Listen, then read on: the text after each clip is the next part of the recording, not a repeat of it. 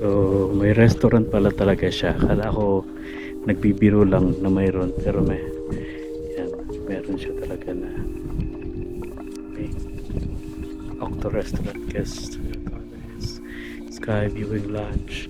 Yan, Harap Viewpoint Sky Viewing Lounge. So punta tayo doon.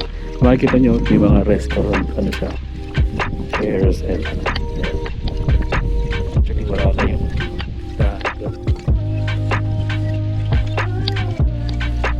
so usually nag-o-open siya ng gabi, and then kapag daw winter mostly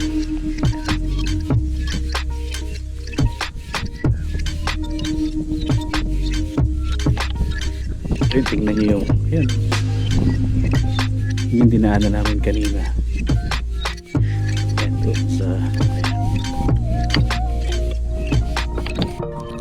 yun naman yung pinuntahan namin, yan, taon na yan, tsaka may nagaling kanina.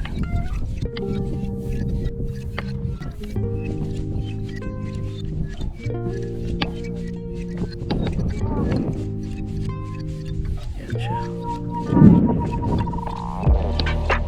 Ngayon hangin niya kasi nasa bakto kami, pwede naman kalakasan yung hangin niya.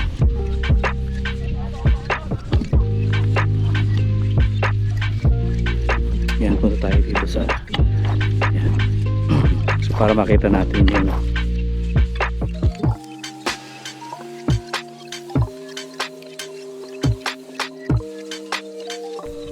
yan, tignan natin yung kanilang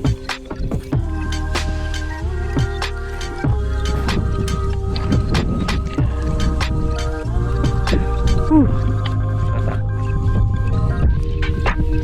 Ayun natin.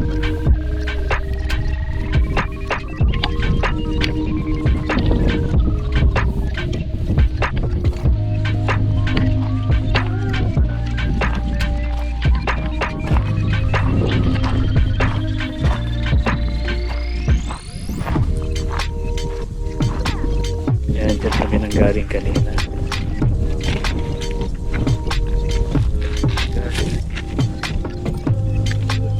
Imagine yung road.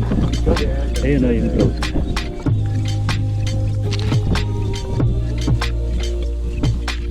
Yung isang pinuntahan namin kanina, yung area na to.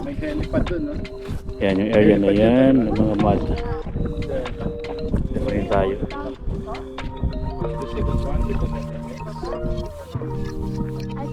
Pinuntahan namin kanina. Doon naman kami kumain sa area na yun. Yeah. So this is Ula Viewpoint, Harap Viewpoint. Hindi mo na